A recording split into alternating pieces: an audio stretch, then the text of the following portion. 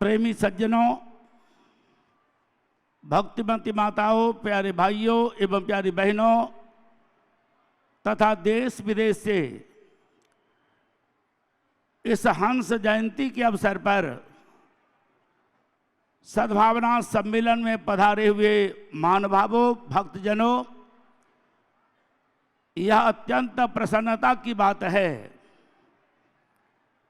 कि 125वीं श्री हंस जयंती के अवसर पर यहाँ विशाल सद्भावना सम्मेलन का आयोजन किया गया है। सबसे पहले मैं आप सभी को बहुत बहुत हार्दिक साधुवाद देता हूँ, धन्यवाद देता हूँ, बधाई देता हूँ कि इस 125वीं श्री हंस जयंती के अवसर पर आप लोग इसमें सम्मिलित होने के लिए आए और हमें परम पूज्य श्री सद्गुरुदेव जी महाराज और अन्य विभूतियों के भी कल्याणकारी सत्संग प्रवचनों को श्रवण करने का सौभाग्य प्राप्त होगा।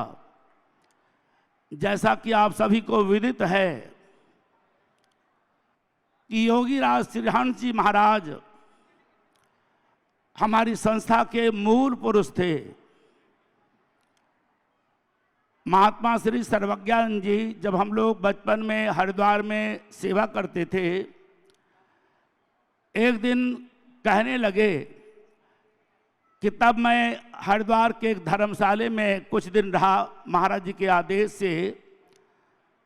तब आश्रम का निर्माण नहीं हुआ था, तो वहाँ कुछ गढ़वाल के लोग आए हुए थे जो फौज से रिटायर हुए थे और हमें देखकर वह कहने लगे कि हमने तो बहुत सारे साधु संतों और योगियों को देखा, लेकिन मेरा एक साथी था बचपन में जिसका नाम था हंसा। वह हमेशा हंसते रहते थे और बाल्यकाल में ही उन्होंने खेलते खेलते हमें हृदय में ज्योति रूप परमात्मा का दर्शन कराया, नाद ब्रह्म को सुनाया। और एक दिन मैंने, क्योंकि वह मेरा बाल सखा था, उससे कहने लगा कि तुम तो बहुत चमत्कारी हो, कुछ और मुझे दिखला सकते हो। तो हंसकर श्री हंस जी महाराज जो बचपन के साथी थे उस वक्त उनके कहने लगे, क्या देखना चाहते हो? कहा, मैं विलायत देखना चाहता हूँ। तो कहने लगे, उन्होंने बचपन में मुझे विलायत दिखलाया और जब 1914 की लड़ाई में जब विदेश में फौज में भर्ती होकर गया तो सचमुच में मैंने वही विलायत देखा जो बाल्यकाल में मेरा साथी हंस जी ने दिखलाया था। ये कोई अतिशयोक्ति की बातें नहीं हैं। श्री हंस जी महाराज अपने समय के सबसे सिद्ध योगी राज थे, परम संत थे और ज्ञानी गुरु थे।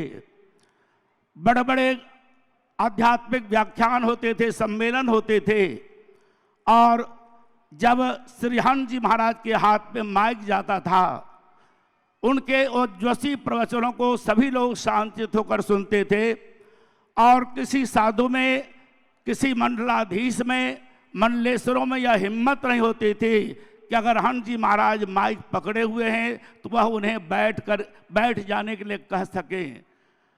उनका इतना एक व्यक्तित्व अपने आप में निराला था और सचमुच में अगर आप उनके चित्र को देखेंगे, हृदय से भी वह हमेशा हंसते रहते थे और उस अध्यात्म ज्ञान का सरलता से वह उपदेश देते थे जिसका वर्णन वेदों में, पुराणों में, उपनिषदों में, गीता और रामायण में वर्णन किया गया है। अगर आप उपनिषदों का अध्ययन करें, उपनिषदों में स्पष्ट रूप से कहा गया है, एको हंसो भुवनस्यास्य मध्ये स एवाग्नि सलिले सन्नविष्टः तमे विदित्वा तिमृतमेति नायन्यः पंथा विदते अनायः। एक हंस परमात्मा जो सूर्य के समान प्रकाश देने वाला है, जो सब में समाया हुआ है, उसे जानकर ही एक साधक, एक भक्त, एक ज्ञानी इस संसार सागर से पार जा सकता है, मृत्यु का उल्लंघन कर सकता है, आवागमन के चक्र से मुक्त हो सकता है। उसी हंस की महिमा उपनिषदों में मुक्त कंठ से गाई गई है। वह हंस परमात्मा हम सबके अंदर व्याप्त है। उसी का ध्यान ब्रह्मा जी करते हैं, विष्णु भगवान करते हैं, शंकर भगवान करते हैं। भगवान ब्रह्मा के पास सनकादि ऋषि पहुंचे। सनकादि ब्रह्मा जी के मानस पुत्र हैं और सनकादियों में अलग अलग नाम है उनका। सनक, सनंतन, सनातन, सनत कुमार। ये ब्रह्मा के सबसे पहले पुत्र है, मानस पुत्र। बहुत बड़े ज्ञानी है, हमेशा अध्यात्म में निरत रहते हैं। उन्होंने ब्रह्मा जी से कुछ अध्यात्म के प्रश्न किए। ब्रह्मा जी उसका उत्तर दे नहीं पाए। तब ब्रह्मा जी ने अपने हृदय में ध्यान किया उस हंस भगवान का, परमात्मा का, जो सबके अंदर व्याप्त है। और तब सनकादि के प्रश्नों का उत्तर देने के लिए और ब्रह्मा जी को भी ज्ञान देने के लिए भगवान हंस के रूप में प्रकट हुए। हंस कोई पक्षी नहीं है। अगर आप उपनिषदों का अध्ययन करें, शास्त्रों का अध्ययन करें, हंस कहते हैं उस योगी को जो ज्ञानवान है, हमेशा ज्ञान में निरत रहता है और सचमुच में बहुत ही सरलता से वेद के तत्व को, अध्यात्म के तत्व को श्री हंस जी महाराज ने जनमानस में समझाया, जाकर उपदेश दिया। वह गांव गांव में गए। यहाँ तक बहुत सारे लोग कहते हैं हमें पुराने कि कई ऐसे जिज्ञासु थे जो बैल गाड़ी में चलते थे, अपने सामान लेकर उस बैल गाड़ी में बैठकर उस बैल के हाँकने वाले किसान को भी उन्होंने सत्संग सुनाया। हल चलाने वाला व्यक्ति जिज्ञासु है, हल वह चला रहा है और साथ में चलकर श्री हंस जी महाराज उन्हें उस ब्रह्म तत्व का सरलता से उपदेश देते हैं, ज्ञान देते हैं। विद्वानों ने भी उनसे ज्ञान लिया, गांव का सरल ग्रामीण व्यक्ति ने भी उनसे ज्ञान लिया, बड़े बड़े संतों ने और महंतों ने उनसे ज्ञान लिया और जगह जगह ज्ञान का, अध्यात्म ज्ञान का, हंस नाम का उन्होंने बीजारोपण किया। और उनका जो वह हंस ज्ञान है जिसका बीजारोपण उन्होंने अपने जीवन काल में किया, अंतिम क्षण तक भी वह उसी ज्ञान का प्रचार प्रसार करते रहे और उसी का जगत जननी माता जी ने सिंचाई करके उस पौध को बढ़ाया। और सदगुरुदेव श्री सतपाल जी महाराज आज इतना प्रचार प्रसार करके सारे देश देशांतर के अंदर उसका विशाल वटवृक्ष के रूप में सबके लिए वह छाया दे रहे हैं, अध्यात्म ज्ञान का संदेश दे रहे हैं। श्री हंस जी महाराज ने जो ज्ञान उन्हें दिया और उसी ज्ञान का देश देशांतर में सदगुरुदेव जी महाराज प्रचार प्रसार कर रहे हैं। हमें उस ज्ञान पर दृढ़ विश्वास होना चाहिए, जिस ज्ञान को पाने के लिए आप जानते ही नचिकेता यमराज के पास गया। यमराज ने कहा मैं तुम्हें 3 वरदान देता हूं। पहला वरदान मांगा कि मेरे पिता मुझे आपके पास भेजकर अत्यंत अशांत है, दुखी हैं, उन्हें सुख की नींद आई। दूसरा वरदान, जगत के लोगों के अंदर स्वर्ग की प्राप्ति की बड़ी आकांक्षा है, स्वर्ग की प्राप्ति का सरल उपाय क्या है बताइए। ये तो रहा पिता के लिए और जन समाज के लिए। लेकिन नचिकेता ने कहा जो मेरा अभिष्ट वरदान है आप वह ज्ञान दीजिए। बहुत सारे लोग कहते हैं शरीर के मरने के बाद आत्मा भी मर जाती है। बहुत सारे लोग बताते हैं शरीर के मरने के साथ आत्मा मरती नहीं, आत्मा अविनाशी है। यथार्थ क्या है, आत्मा का यथार्थ स्वरूप क्या है, अध्यात्म ज्ञान क्या है, आप मुझे बताइए। यमराज कहते नहीं, यह बहुत महान ज्ञान है, देवताओं को भी इसका ज्ञान नहीं है। कुछ और तुम मांग लो, जब तक धरती पर जीना चाहते हो मैं तुम्हें इतनी लंबी आयु देता हूं। संसार के सारे सुख वैभव, इंद्रियों के सुख, रमणी रत्न, ये सब मैं तुम्हें देता हूं। जब तक सारे संसार का तुम सम्राट पद पाना चाहते हो वह मैं देता हूं, लेकिन अध्यात्म ज्ञान की याचना मत करो। नचिकेता कहता है यह ज्ञान कितना महान है, जब देवताओं को इसका ज्ञान नहीं है और आप जैसे ज्ञान देने वाले महापुरुष मुझे प्राप्त हुए, जिसके बदले आप संसार का सम्राट पद देना चाहते हैं, लंबी आयु देना चाहते, धन वैभव देना चाहते हैं, सोने चांदी हीरे मोती से भरे हुए छकड़े और रथ वाहन देना चाहते हैं, नहीं चाहिए ये सारी वस्तुएं। देना चाहते हैं तो आप मुझे अध्यात्म ज्ञान दीजिए। आज वही ज्ञान जिसे नचिकेता ने यमराज जी के द्वारा प्राप्त किया, जिसकी चर्चा कठोपनिषद के अंदर की गई है, आज सदगुरुदेव श्री हंस जी महाराज की कृपा से सदगुरुदेव श्री सतपाल जी महाराज देश देशांतर में उस अध्यात्म ज्ञान का प्रचार प्रसार कर रहे हैं। वह दुर्लभ ज्ञान हम सबको प्राप्त हुआ है। विचार कीजिए कितने हम सब भाग्यशाली हैं। तो गुरु महाराज जी के ज्ञान मार्ग पर हम चलते हुए, हंस नाम का सुमरन करते हुए, क्योंकि कबीर भी उस नाम का सुमरन करते हैं, विधि हरि हरिया को ध्यान धरत है, मुनि जन सहस 88, सोई हंस तेरे घट अंदर अलख पुरुष अविनाशी। है अंदर पर दूर बतावे, दूर की बात निराशे, कहत कबीर सुनो भाई साधो, गुरु बिन भरम न जासी, मैं सुन सुन आबे हासी, पानी में मीन पियासी, मैं सुन सुन आबे हासी। वह परमात्मा हमारे अंदर है, लेकिन हम बाहर में उसे ढूंढते फिरते हैं।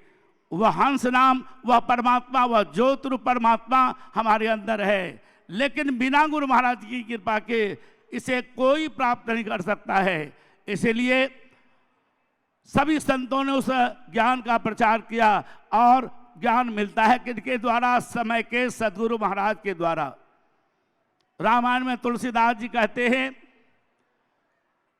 जो भगवान ब्रह्मा हैं, जो महेश हैं, इनके समान भी कोई बन जाए, लेकिन उसके बाद भी गुरु की कृपा के बिना कोई भवसागर से पार नहीं उतर सकता है। इसलिए ज्ञान को जानकर संसार में रहते हुए एक ऐसा ज्ञान है जिसका सुमरन निरंतर किया जा सकता है। यज्ञ करने के लिए अलग समय चाहिए, पूजा पाठ करने के लिए अलग समय चाहिए, लेकिन कृष्ण ऐसा ज्ञान देते हैं अर्जुन को कि युद्ध भी करो और निरंतर मेरा सुमरन करो। कोई व्यक्ति फौज में भर्ती है, हाथ में वह लेकर बंदूक चला रहा है, शत्रु से लड़ रहा है सीमा पर, बॉर्डर पर, ऐसी अवस्था में वह यज्ञ नहीं कर पाएगा, माला नहीं फेर पाएगा, शिव जी के मंदिर में जल नहीं चढ़ा पाएगा। अर्जुन भी वह युद्ध भूमि में है, हाथ में धनुष है, बाण है, दोनों हाथ उलझे हुए हैं। ऐसी अवस्था में कृष्ण कहते तुम युद्ध भी करो और निरंतर नाम का सुमरन करो। वह निरंतर नाम कहाँ है? बोला नहीं जाता। वह अव्यक्त माला है, वह श्वासों की माला है, और श्वासों की माला सबके अंदर निरंतर फिरती रहती है, बिना बोले, बिना उच्चारण किए, बिना ओठ हिलाए। हर मानव के श्वासों में भगवान के नाम का अजपाजाप होता रहता है। सुमरन सुरत लगाए के मुखते कछुर बोल, मुख से कुछ बोलना नहीं है बाहर के तंत्र मंत्रों को, लेकिन इसका भेद कौन बताते हैं?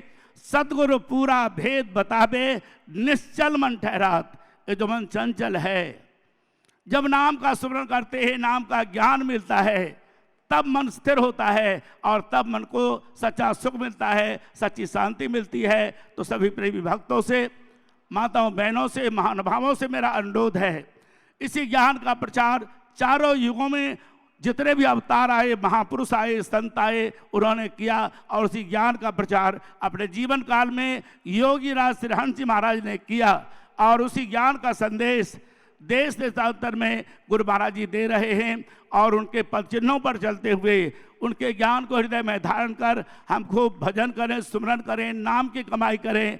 कलयुग के अंदर और कोई भवसागर से पार उतरने का सरल साधन नहीं है। नहीं कलि कर्म न भगत विवेको, राम नाम अवलंबन एको। कलयुग के अंदर सिर्फ नाम ही आधार है। वह नाम सरल है, सबके श्वासों में है, गुप्त है, वह बोला नहीं जाता। उस नाम के सुमरन के लिए ओठ हिलाने की जरूरत नहीं, जीभ हिलाने की जरूरत नहीं, दांत हिलाने की जरूरत नहीं। वह नाम ताज पाजाप दिन रात होता रहता है। माँ के घर में हम उसी नाम का सुमरन करते थे, लेकिन बाहर आकर माया की हवा लगते ही हम भूल गए। उसी नाम का उपदेश समय के महापुरुष देते हैं, और उसी ज्ञान का उपदेश अपने समय में योगी राज श्री हंस जी महाराज ने दिया। हम उनके चरणों में नमन करते हुए, बार बार दंडवत प्रणाम करते हुए उनका आशीर्वाद चाहते हैं। और हम आपसे अनुरोध करते, आज सदगुरुदेव जी महाराज देश देशांतर में उसी अध्यात्म ज्ञान का प्रचार प्रसार कर रहे हैं। अपने तन से, मन से, धन से गुरु महाराज के ज्ञान प्रचार में हम योगदान दें और भारत को जो सोने की चिड़िया कहा जाता है, भारत को विश्व गुरु बनाने की बात गुरु महाराज जी करते हैं। और उनका कहना है इस अध्यात्म ज्ञान के प्रचार प्रसार से ही यह भारत पहले भी जगत गुरु था, विश्व गुरु था, और अगर आज भी भारत विश्व गुरु बन सकता है तो सिर्फ अध्यात्म ज्ञान के प्रचार प्रसार से। तो महाराज जी का यही आदेश है, हम इस ज्ञान को, अध्यात्म ज्ञान को देश देशांतर में फैलाएं और अपने जीवन काल में ही उस आनंद को लें जिस आनंद की अपेक्षा आप जीवन में करते हैं। सतयुग आने वाला है और कलयुग समाप्त होने वाला है, लेकिन ये कैसे होगा? अंधेरा वर्षों का है, लेकिन एक चिंगारी सुलगते ही वह वर्षों का अंधेरा दूर हो जाता है। तो इस ज्ञान के प्रकाश से सारे संसार का अंधकार दूर होगा, कलयुग समाप्त होगा और सतयुग की स्थापना होगी हमारे आपके जीवन काल में ही। तो गुरु महाराज को नमन करते हुए मैं वाणी को विराम देता हूँ।